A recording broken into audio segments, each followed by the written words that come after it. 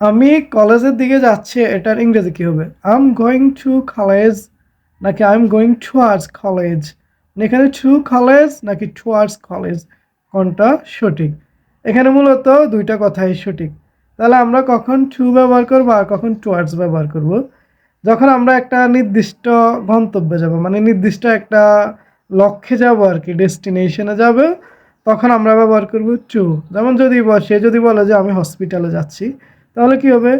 He is going to hospital.